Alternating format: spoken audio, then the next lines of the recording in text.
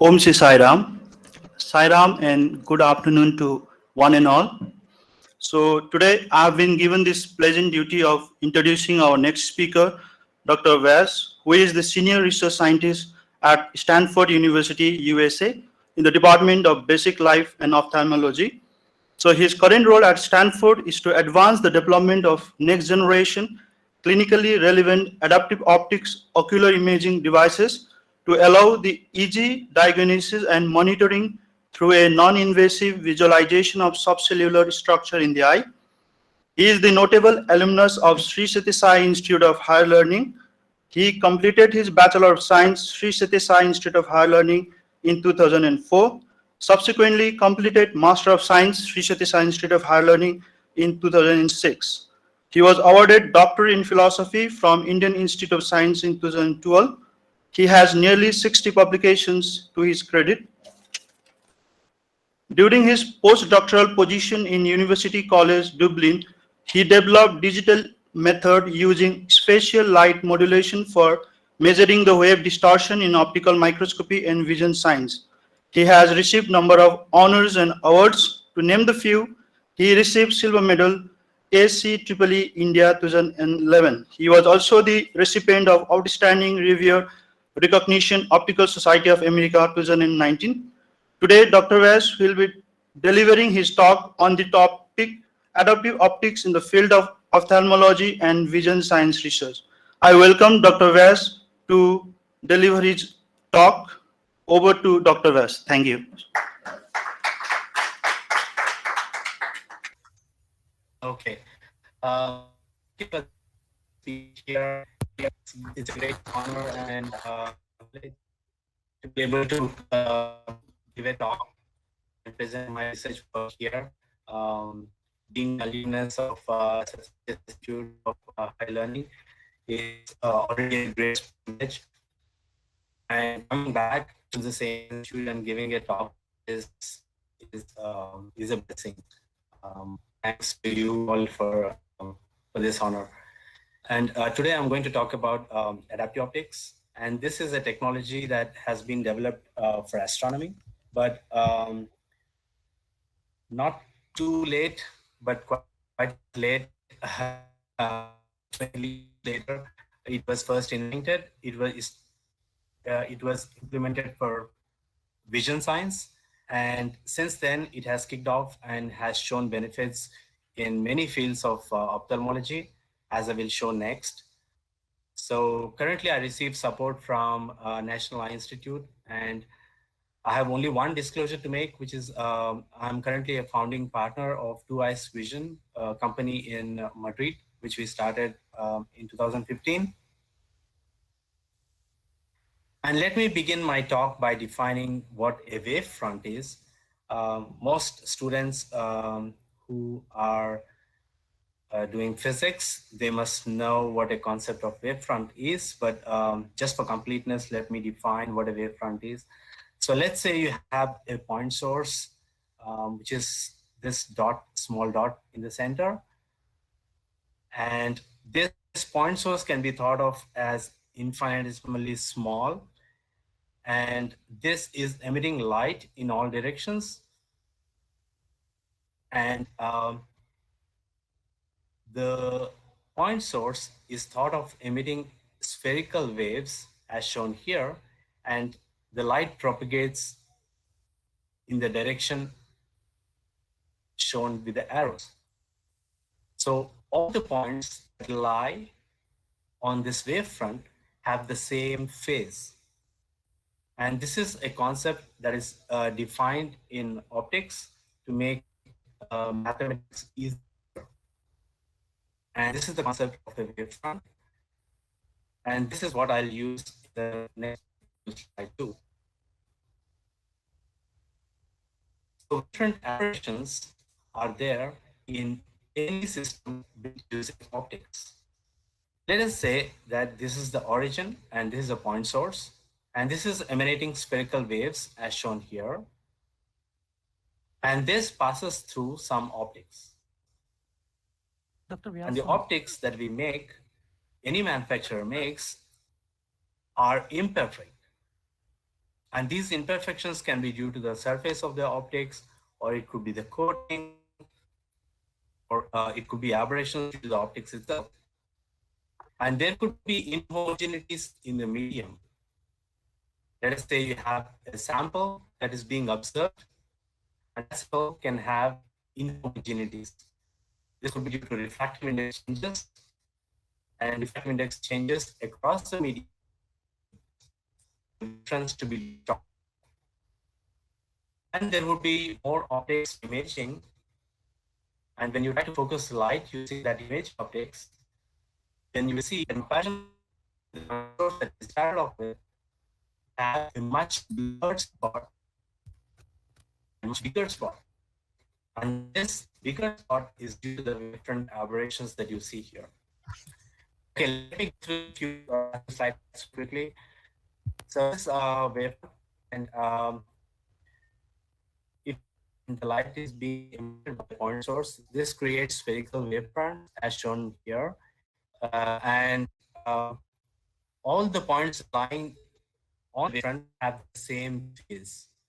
And let's say this is a point source and it passes through some optics, propagates through some optics, and this causes wavefront aberrations. And any homogeneities in the path of the optical beam, there will be more aberrations. And let us say there is more imaging optics, the wavefronts get distorted more. And in comparison with the points that we started off with, the final image that we get is distorted and bigger. Yeah, so here what I was saying is that this is an image of a nearby galaxy and taken from a Canadian France Hawaii telescope. And this is actually a very large telescope. It's a 3.6-meter telescope.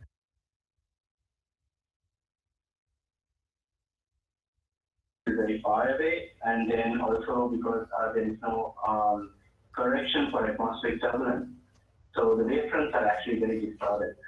And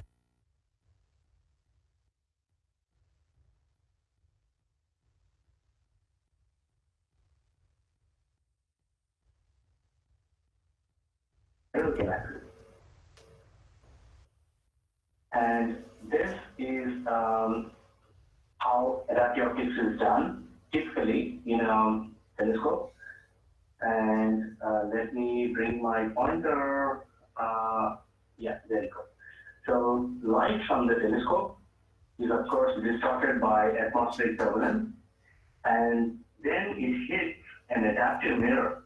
And this does all the magic of correcting the different aberrations.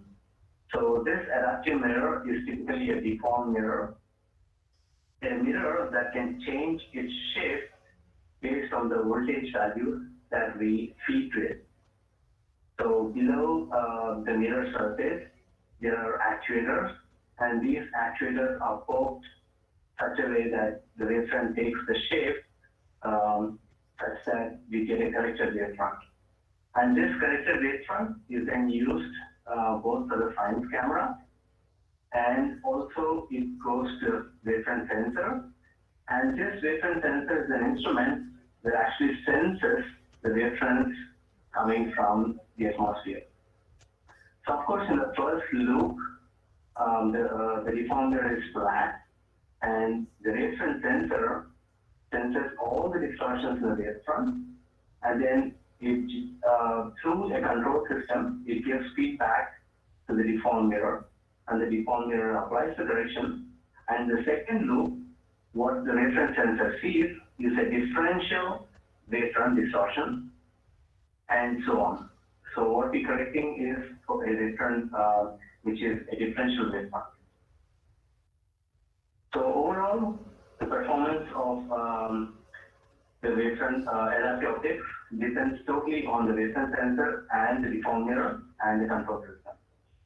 If these three are good, the adaptive optics system is good. As simple as that. And how is this applied in the retina, in the eye? Very simple. The same logic, but slightly different optics.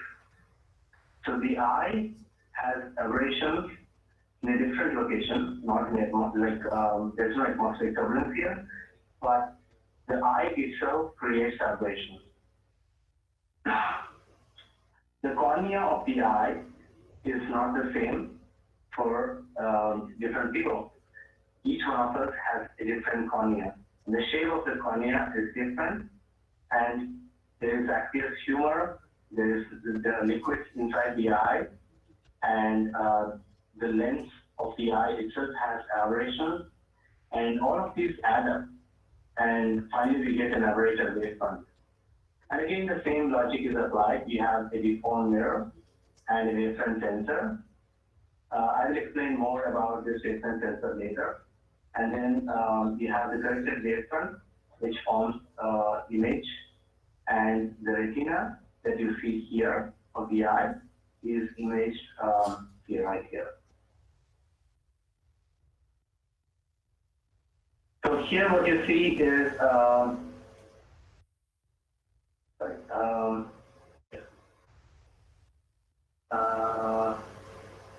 let me play this video for you. So this is an OCT image of the healthy human retina.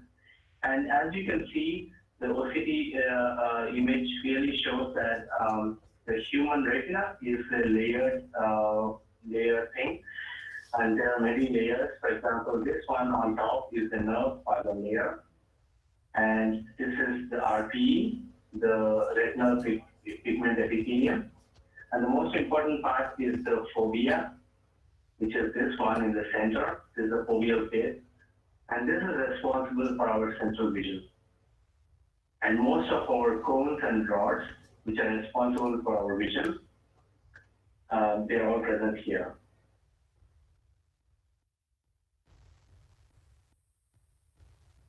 And what actual resolutions and lateral resolutions different instruments get is summarized over here. In comparison with MRI or CT scan, more advanced instruments have much higher lateral resolution and axial resolution. And in OCT instruments can give very high axial resolution, but not so very high lateral resolution. But with adaptive optics, AO is short for adaptive optics here. And again, AO is short for the adaptive optics here. And SLO stands for scanning light ophthalmoscope. And this is what we do in our lab, adaptive optics, scanning light ophthalmoscopes. This figure was from this paper, but then our lab can achieve a slightly higher lateral resolution in comparison to what is shown here. So what you see here is that our AOSLO can go until here, close to 1 micrometer lateral resolution, but not very good axial resolution. That's because of the limitations of our optics. And the diffraction. So RCM stands for reflective confocal microscopy. That's more for the skin, like how you saw in the previous talk. And this is an image of cones on the left. As you can see individual cones here, and these cones are responsible for all of our vision during daytime. And during the dark, sometimes you can see things in the dark side, and that's because of the rods.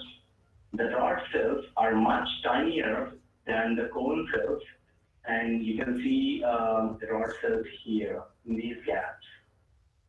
And these are cones, these big white spots with dark rings around them. These are cones, and all the other small white dots are the rods. And as you can see, the scale bar is close to 10 micrometers, and so we are actually able to achieve resolutions close to 1 or 2 micrometers. And the instruments that we develop are used in many eye diseases. And this is not just to diagnose the diseases. Of course, the main purpose is that to diagnose a disease. But then the main purpose is also to help find new treatments, because during treatment, you want to see the progression of the disease. And if you want to monitor the progression of the disease, you have to have a very clear understanding of the structural and functional changes in the eye and the retina. So this instrument is really helping a lot with that. As you can see, most of these pathologies are being studied over time, and this will really help not just treatments, but also will help to see if the patient is going to develop the disease into further stages, later stages of the disease. So as you can see here, the very major glaucoma and AMD, and AMD stands for age-related macular degeneration, and diabetic retinopathy and Parkinson's. These are some of the main diseases that you usually see in a clinic, but there could be some rare diseases as well, like multiple sclerosis, rubella, and then achromatopsia, optical atrophy, and many other diseases. So all of these have some, leave some effect or the other in the images that we capture. It could be either reflectivity, which is mounted, like dots that you see here, or guns dots, which are like prevalent, very sharp spots that you see in glaucoma and multiple sclerosis.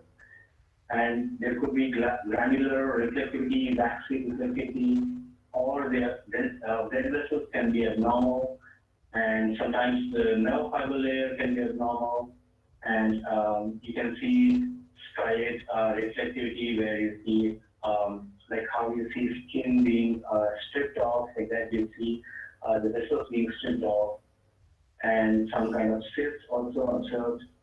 So all of these can be examined, and the progression of disease can be monitored. So let me allow Dr. Gauri Shankar to play the video of Jugralab AOS Fellow, maybe in the end of my talk, not right now because I don't want to lose connectivity again. So let me continue with my talk, and at the end of my talk, let's play a tour of the Jugralab AOS Fellow.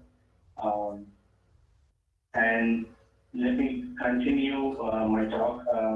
So these are some advances that we made in adaptive optics technology, and these are mainly for imaging purposes, but I don't want to cover all of them and just give you an idea of what we do and how we do things in our lab.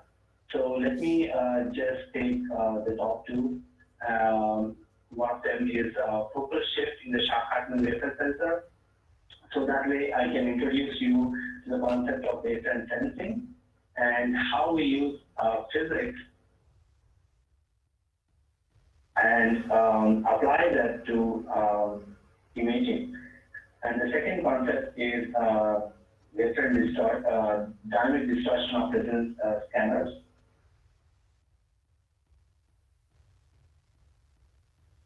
And the first part is focal shift in Sharp-Hartmann wavelet sensors. So the concept of wavefront sensing, as I explained, is to detect the wavefront aberrations. So the wavefront sensor measures the aberrations of the incoming wavefront and then gives a feedback to the wavefront corrector, which takes a shape such that the wavefronts are corrected. So the most commonly used wavefront sensor, both in astronomy and in ophthalmology, is a Sharp-Hartmann wavelet sensor. And in this wavelet sensor, you have an array of lenslets, which is shown here, and then a camera, which is placed a focal distance away. So when you have an aberrated wavefront, so light is being incident in that way, a collimated beam, more or less. And then when it is incident on this array of lenslets, then we have spots or lenslet images on the camera. So let us say you have a flat wavefront. Then you'll have equidistant spots because there are no aberrations here, so the spots will be equispaced. But then if you have a distorted wavefront, the spots will be distorted as well. So the location of the spots is different. And by looking at the location of the spots and how much the spot has moved from its reference location, it is possible to detect the shape of the wavefront. So this is a very simple concept, but came much later than informative reference sensors, which were more popular in the beginning. But informatory, as you all know, is very difficult to attain stability, and Short-Hartman reference sensors are more rich, more robust, and more industry purpose. And therefore they are preferred in astronomy and also in ophthalmology. So this is the geometrical optics principle of the Short-Hartman. I'm not showing the entire array of lenses. This is just one single lenslet here. And if you have a wavefront that is tinted, then the spot will be shifted from its reference location, which is here. So the centroid displacement is calculated by just measuring this distance. And the lenslet has a focus of F. But this is always not the case. The camera is always not in the focal plane of the lenslet because it's really hard to focus the lenslet array. So I will show you why. So it can happen that the camera is actually closer to the lenslet array, or it is farther away from the lenslet array. So in that case,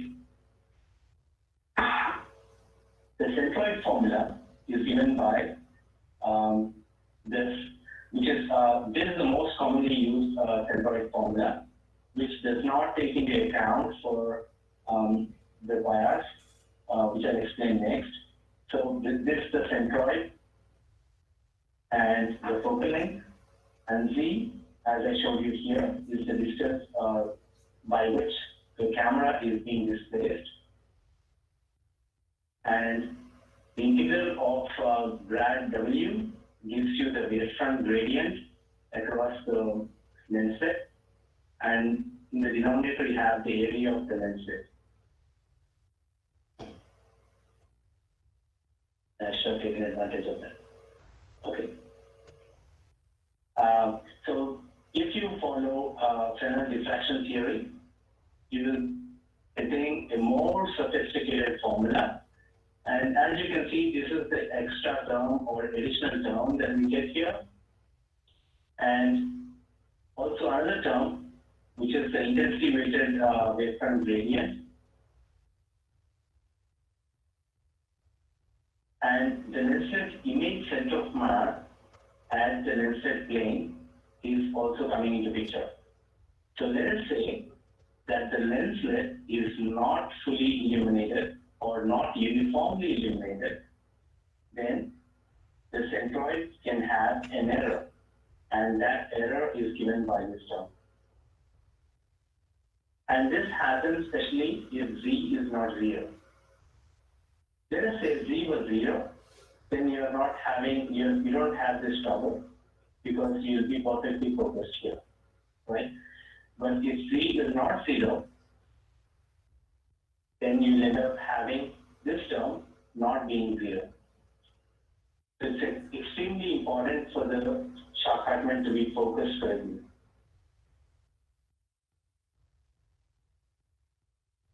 And why is it so difficult to focus the Short-Hartman? We'll see that next. So we built a very simple system to try and focus the Short-Hartman reference sensor.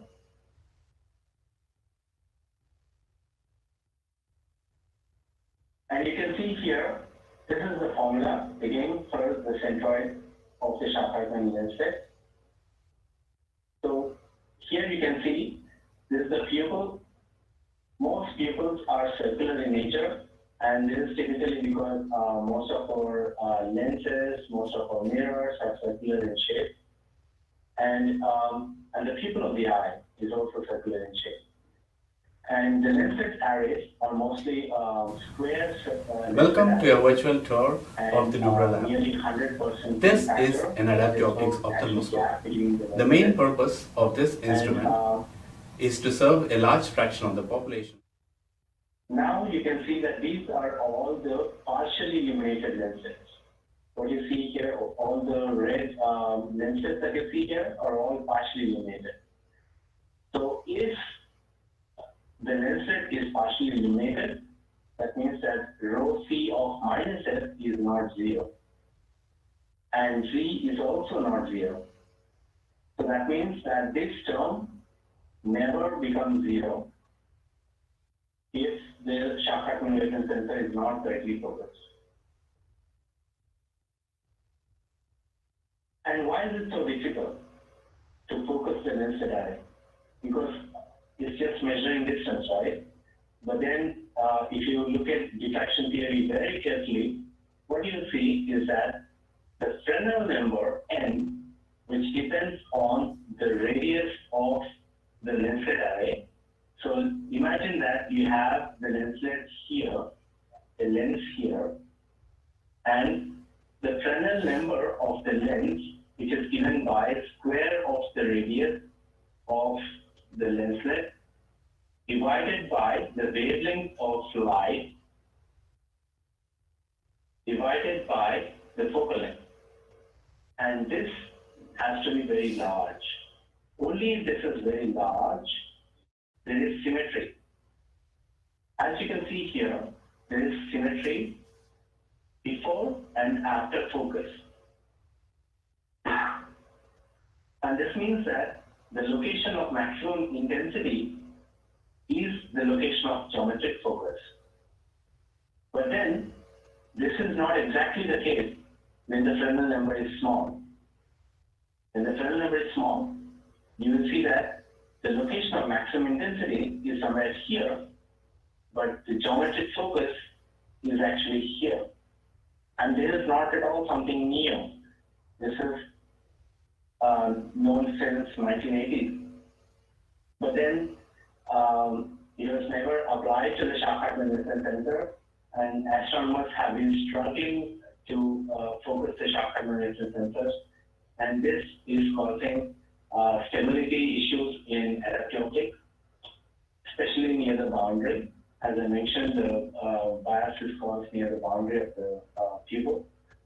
And you can see here that there's a big shift, very, very big shift in the focus.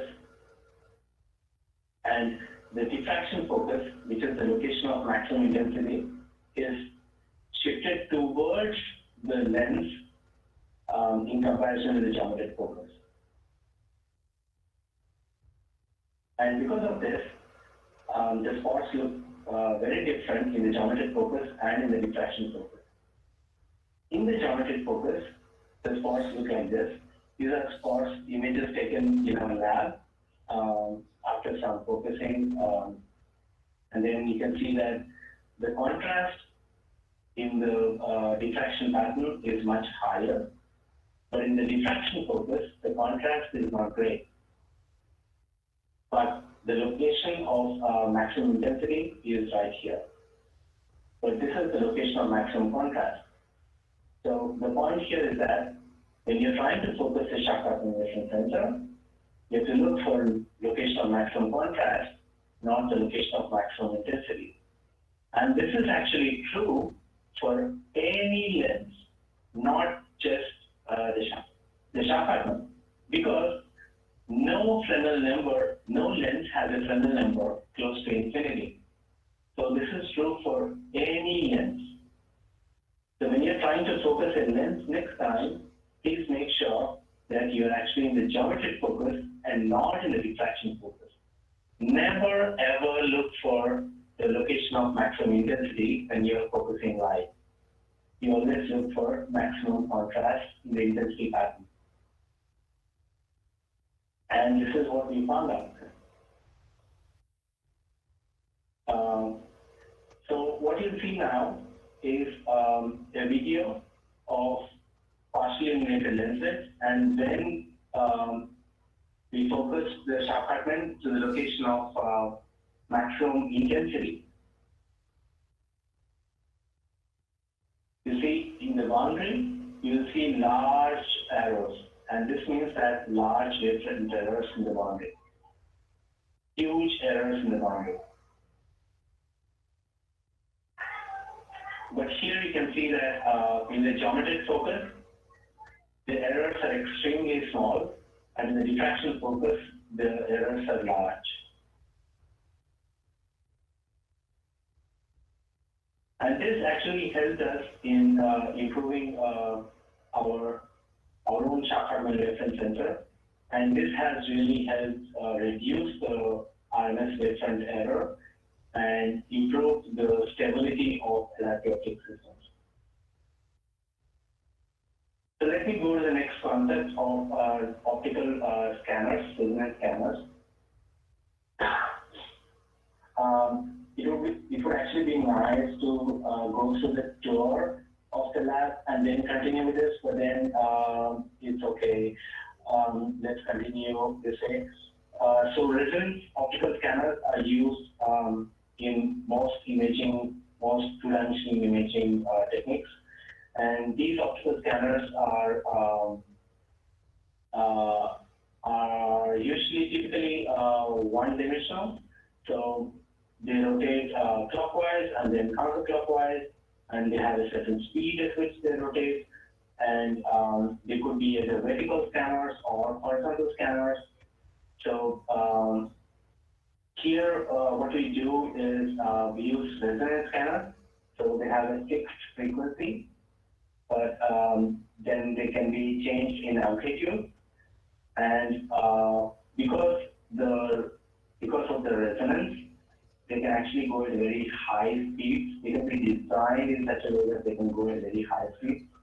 And the scanners that we use in our lab are close to 15 kilohertz. And because of these very high speeds, they experience torque when when changing direction. And during the change of direction, they experience a very high amount of torque. And this torque causes wavefront distortions. And this is predicted much earlier by Russell, as you can see here in 1972.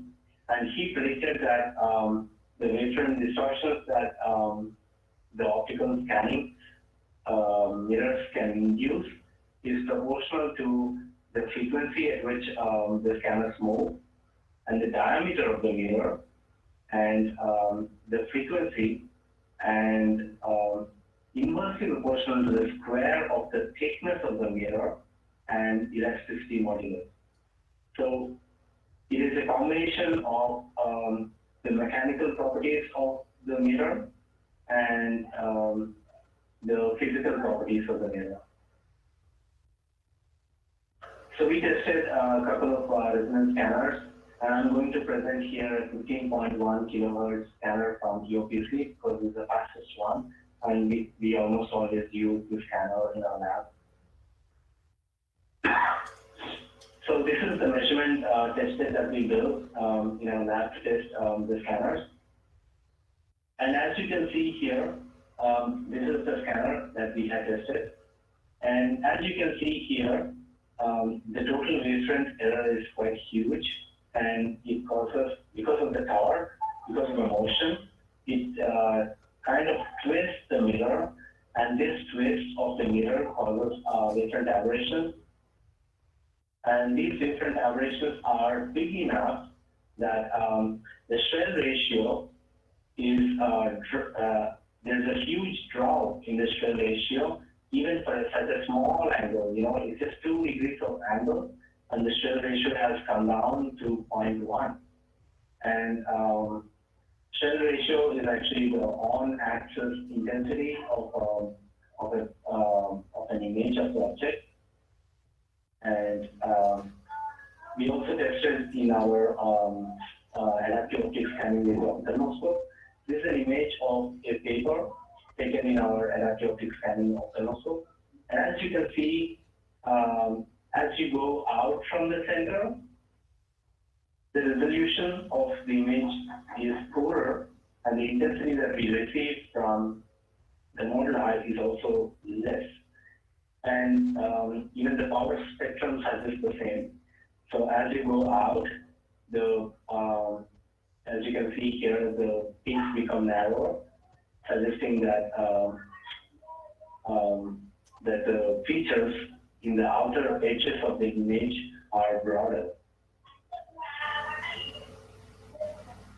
And therefore, we now are moving to a lens resonance scanner.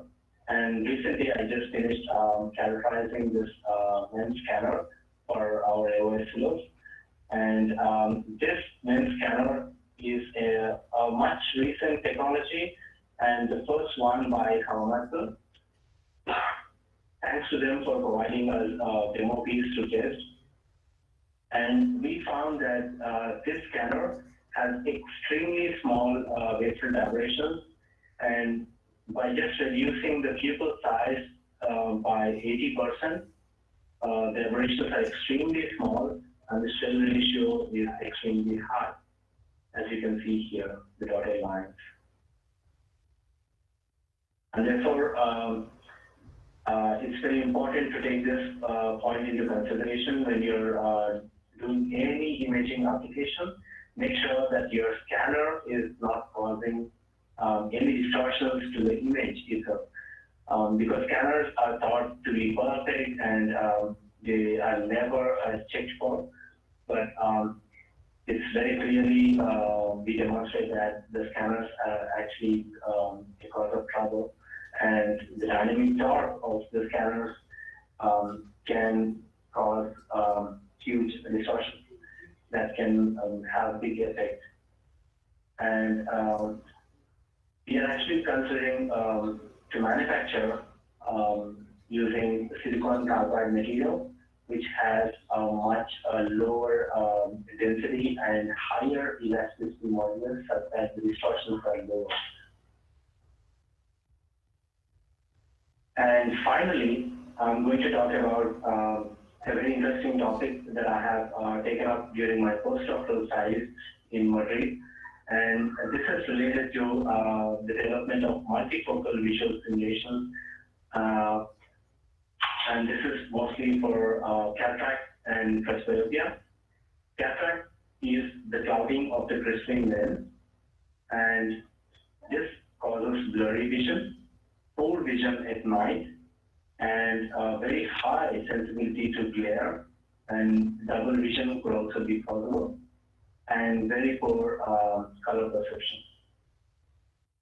And cataract is the most successful surgery among all surgeries known today.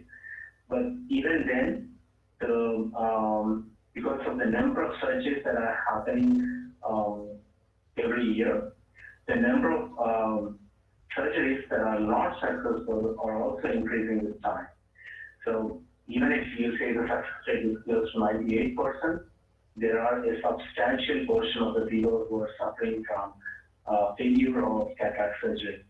And it's a very important problem to handle, and it's a global issue. And presbyopia is loss of accommodation with age. So every eye has a crystalline lens, which is shown here, and this lens loses the power to change shape over time. As we grow older, this lens starts to become stiffer. And as this lens becomes stiffer, it becomes really hard for us to accommodate. And when we cannot accommodate, we cannot see far objects or near objects very well. We cannot quickly move or shift focus from far to near and near to far. And typically what happens with presbyopia eye is that we need a positive lens to correct for near addition. And there are 4 different kinds of solutions for presbyopia. And one of them is, of course, bifocal glasses. And there is another solution, which is monovision. So one eye is corrected for near vision, and the second eye is corrected for distance vision. And there are more complicated technologies like accommodating IOL, and this technology is still under development and needs a lot of work to do. But simultaneous vision is what I'm going to talk about now. So there are many manufacturers of intraocular lenses and contact lenses who are showing a lot of interest in developing new multifocal lenses and intraocular lenses and contact lenses.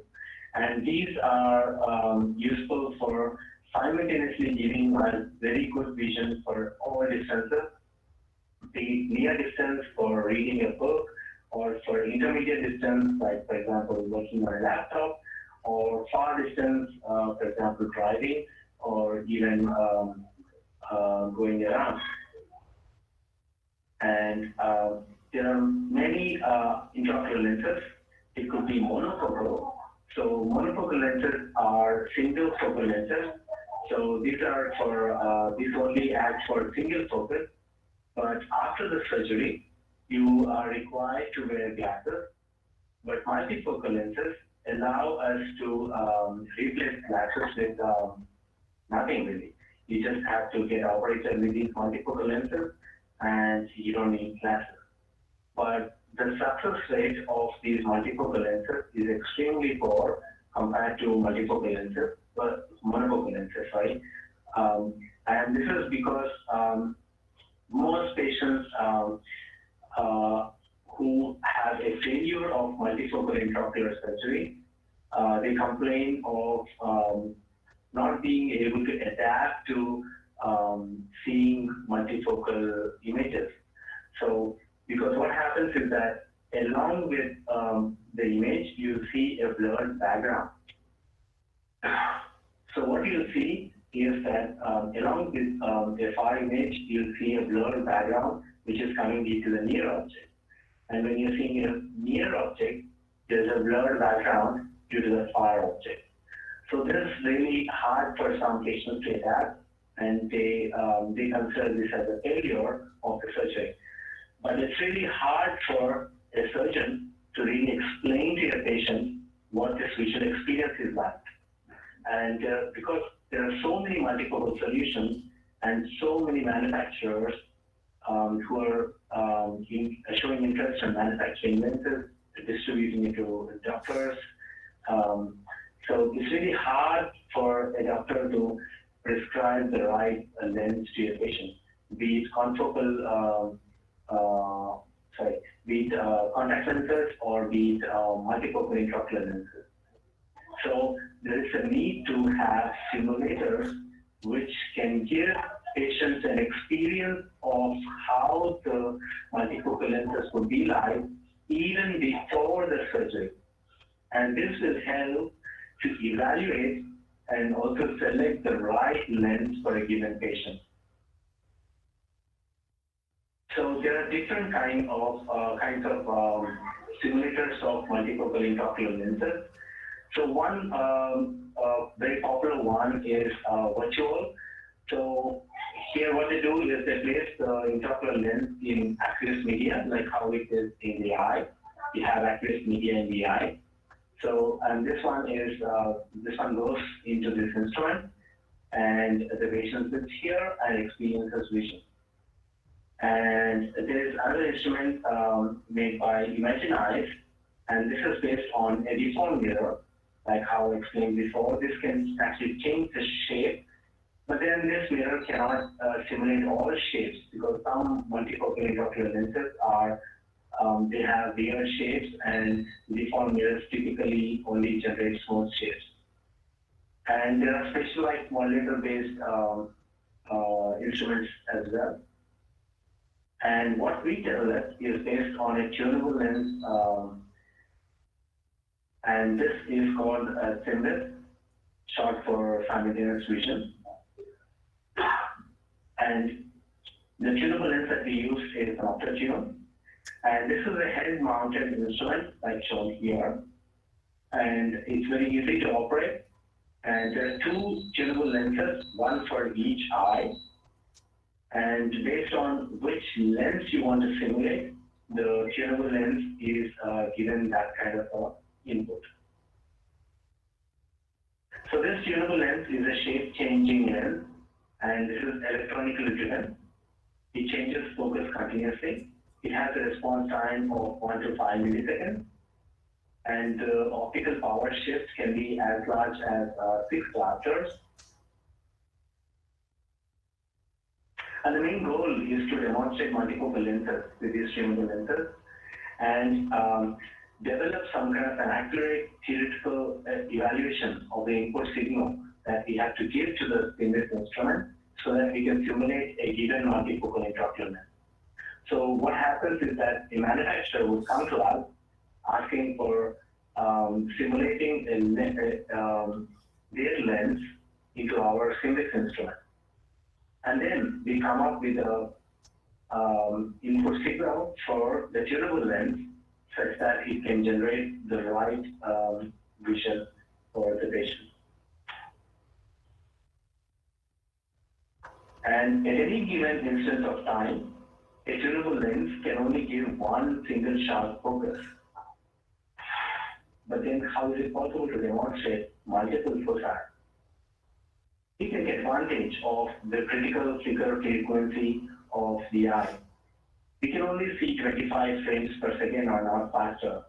So we take advantage of that, and we make sure that we give inputs to the tunable lens at that rate, at least that rate, so that the eye cannot distinguish between the two or three different foci. There are different kinds of intraocular lenses that we have tested, bifocal, trifocal, and extended depth of focus. And the first thing that we do is we measure the spatial profile of the lens and then calculate the temporal response that should be inputted to the tunable lens such that it can generate the right design with the right amount of focus for each distance. So here you can see that for a trifocal lens, we have 3 sharp foci. And you can see for 0 diopters, the images are very sharp. And then again for 1.75 diopters, the images are sharp. And for 3.5 diopters, the images are almost sharp. And 0 diopters is far distance, and 1.75 diopters is intermediate distance for computer screens, and then 3.5 diopters is for near distance for reading. So sometimes if the vision is blurry, the patients might have to use glasses, but then most of the times it is not required. And as you can see, the intraocular lens optical quality and our simultaneous vision tunable lens-based device optical quality are almost similar, and therefore we are quite satisfied, and the manufacturer is also quite satisfied with the way we designed it. And this is for an extended depth of focus. So these lenses are quite atypical from what I've shown before because they can give very good optical quality for almost all distances. And again, you can see here that with different aberrations, because as I told you before, each eye has different aberrations, and we wanted to examine how different aberrations will affect the optical quality and how it will affect the simulations that we have done. And we have shown that the optical quality is not very different, and they are almost similar, even with different aberrations present. And this is because the difference due to the multifocal intraocular lenses are much larger than the actual different aberrations in the eye. And another problem that we had to face is that the transient response of the tunable lens is not a perfect square wave, but it's a damped oscillator, like how is shown here with the blue curve. And so we have to apply a correction, and this correction was indigenously done by using a convolution, like shown here. And this is quite simple, and most instruments that have transient response like this one, a similar method is followed. And a correction for the input signal is generated like shown here with the red curve. And then you can see that the final corrected signal closely matches with the input signal. The red line matches with the blue one. And finally, the seamless instrument can now demonstrate any multifocal lens accurately. And it's a binocular instrument and a see-through instrument. It's a hands-free and compact instrument. So right now, I'm happy to share that we sold our first instrument to companies, and they're giving us feedback both in terms of research and also in terms of clinic.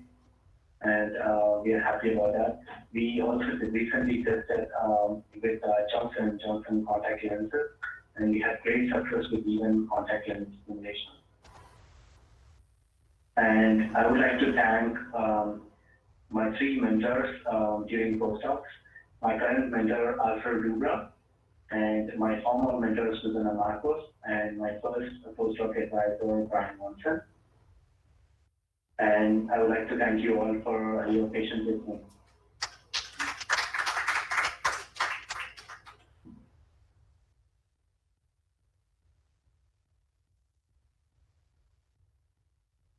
I think now we can play the tour of the lab, right?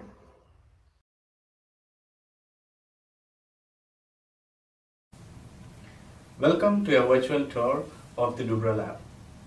This is an adaptive optics ophthalmoscope. The main purpose of this instrument is to serve a large fraction of the population suffering from irreversible blindness due to diabetic retinopathy, macular degeneration, and glaucoma.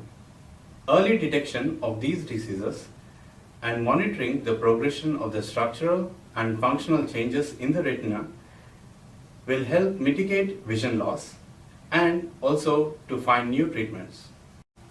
Adaptive optics is a technology that is improving the transverse resolution of ophthalmoscopes to the point that individual retinal cells can be resolved and tracked over time. This capability of adaptive optics is helping to detect early signs of disease and even monitor minor changes in the retinal structure. The adaptive optics technology is still not ready for clinical deployment because of its operational difficulties, success rates, and extensive data processing. However, many labs around the world are using these systems to study retinal diseases. And this is evident from the number of publications over the last decade. This is a custom-built adaptive optics ophthalmoscope. This is installed in our clinical research area. It is a result of years of research and development by current and former colleagues under the leadership of Dr. Alfred Dubra. This particular instrument was built by Dr. Nipun Sridhar, a former postdoc in our group. I'm wearing a mask now to avoid any accidental contamination of the optics while speaking. And as you can see here, the instrument is sitting on a large optical bench. And this is an adjustable chair on which the study participant will sit. And he or she is stabilized on this bibar, which can be adjusted using three translation stages. And the very high transverse resolution of adaptive optic systems is achieved by using a large pupil. Here we use 8mm pupil instead of the typical 3mm pupil that is used in the clinics. And because we use a large pupil, we have a lot of aberrations, and these wavefront aberrations can be corrected using a deformed mirror. And here we use a voice coil actuated deformed mirror. This instrument is largely made of mirrors because we want to avoid reflections from the back surfaces of lenses. This also improves light efficiency and light safety because we can use less light to illuminate the retina. And moreover, this allows us to do multi-wavelength imaging because we are avoiding chromatic aberrations due to lenses. Let us see some more details about the instrument using a few slides. Firstly, thanks to Bartek for helping me in making this video. He is a software developer in our group. Let me start with the light sources. In our instrument, we have 3 illumination channels that run parallel to each other. The first channel is an 850 nanometer superluminescent infrared light source. This is used for wavefront sensing. The second is a 790 nanometer infrared light source that we often use for imaging. The third channel is a wavelength tunable supercontinuum light source installed for multi-wavelength imaging applications. This is a top view of the illumination channels. Each additional light source is coaxially aligned with the first light source by adjusting a pair of plane and dichroic mirrors. Our adaptive optics ophthalmoscope is designed with 4 afocal telescopes. Let me explain using the instrument's pupil planes. A pupil plane after each telescope is defined as the plane where you will find the image of the aperture stop. Since we have 4 afocal telescopes, we have 5 pupil planes. The first pupil plane is of course a focal length away from the source collimating lens. And the last pupil plane is the pupil plane of the eye. So we are left with 3 more. In these 3 pupil planes, first we have a fast horizontal resonance galvanometric scanner, and then we have a slow vertical scanner. Finally, in the last pupil plane, before the pupil plane of the eye, we have the deformed mirror. The slow vertical scanner is a tip tilt mirror in our instrument. The fast resonant horizontal scanner has a frequency of 15 kHz. These 2 scanners operate in synchrony to obtain a 2-dimensional raster scan. A small fraction of the light that is scattered off the eye is directed to a Schack-Hartmann wavefront sensor, which feeds inputs in a closed loop manner to the deformed mirror.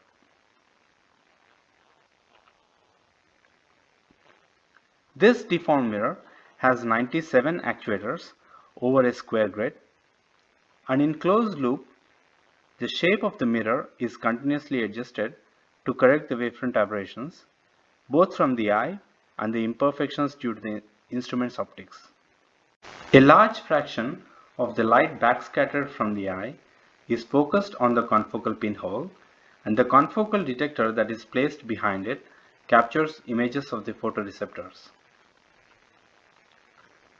We also make use of the non-confocal light, which goes to our 4 split detectors to image the vessels and capillary walls with very high contrast.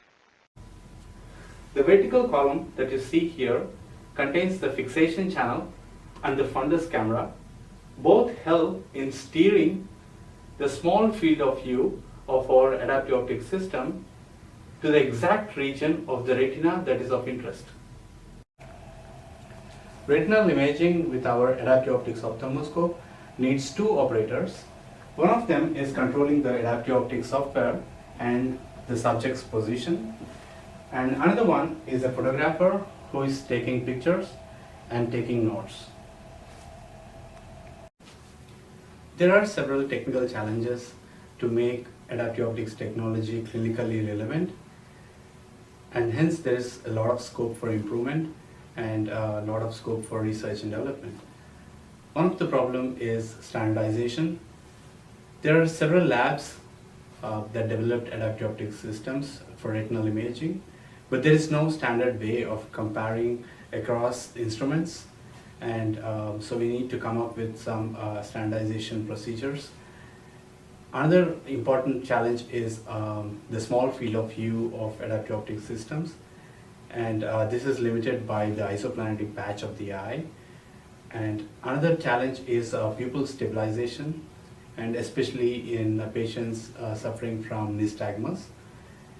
The fourth biggest challenge that we face is image processing all the data that we collect need to be processed, and this can be very tedious. And we at the Dubra Lab are trying to address some of these challenges.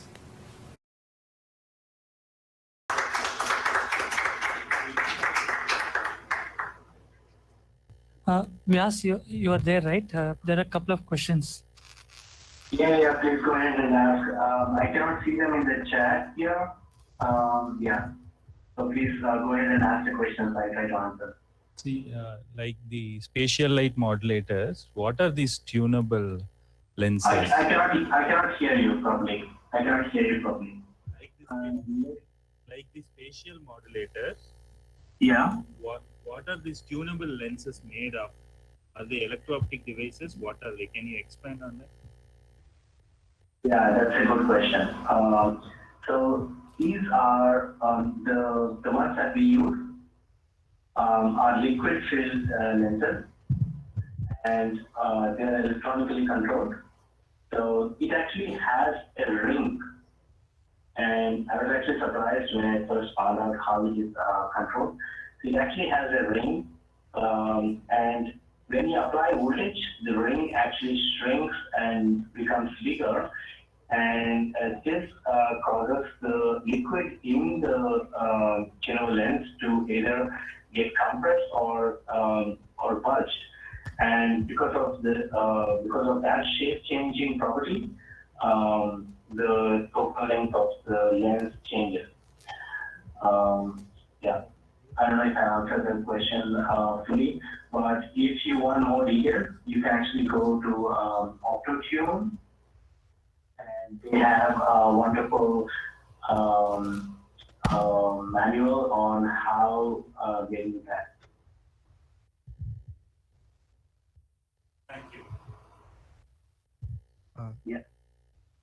Saram sir, thank you so much for such a wonderful presentation. I just have a couple of questions. One is when you started explaining about the Schack-Hartmann wavefront sensor, you just made a comment saying interferometric sensors are they have stability issues. For example, what I think of when you say an interferometric sensor is something like a Twyman Green interferometer, which can detect wavefront aberrations or distortions. So what kind of stability issues do you experience when you have interferometric sensors? Because the only thing that I can think of are mechanical vibrations or distortions, which I feel will also be present in the Schack-Hartmann sensor. So can you just elaborate on the stability issues of the interferometric sensors? So first of all, adrenal ring is probably the very good wavefront sensor.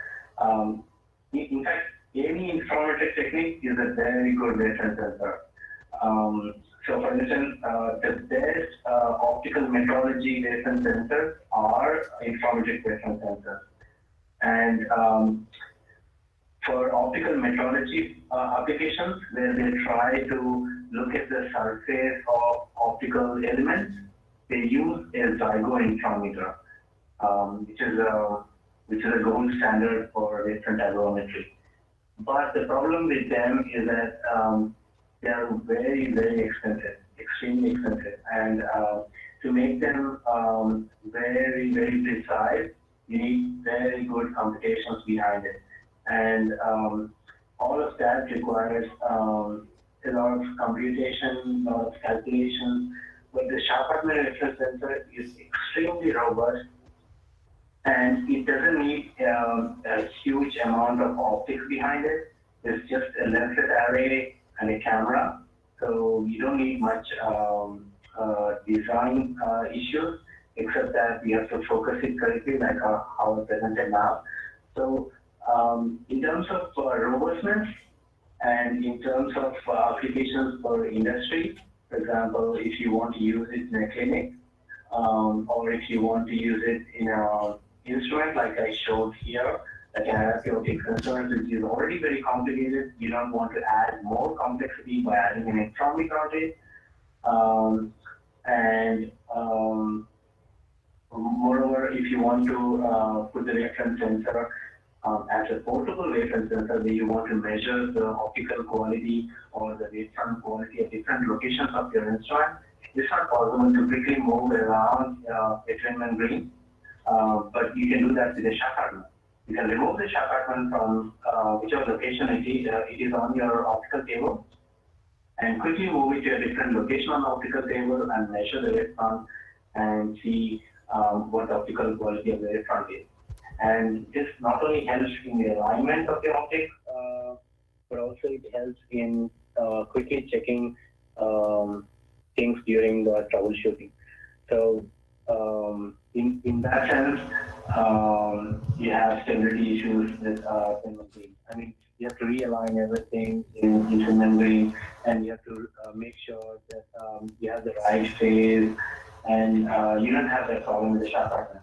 You just have to fix the lens set array related to the position of the camera, and that's it. You don't do anything wrong. You can, it's very low. I hope I answered your question. Yes, sir. Thank you so much.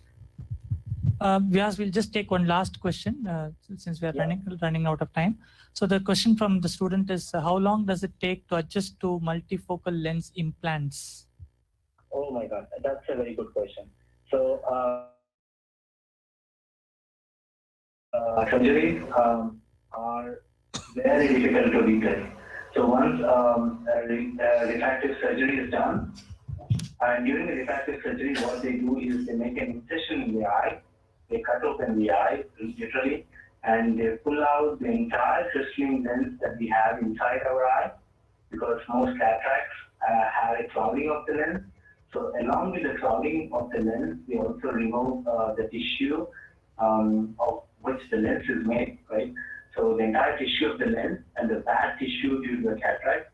So all of this is removed, and a fresh artificial multifocal lens is implanted, and the patient is sent back home, and a few days of recovery, a 1 month of training, all of this takes a lot of time. And then once the multifocal lens is implanted, I think the patient needs about few weeks, 2 to 3 weeks, to really adjust to the new lens. So that's why it's very important to have an experience of multifocal lens even before the surgery. You know, because once it is implanted, it's really hard to remove it and place a normal lens implant. So it's extremely important to have this tested even before the surgery. Thanks for asking this question.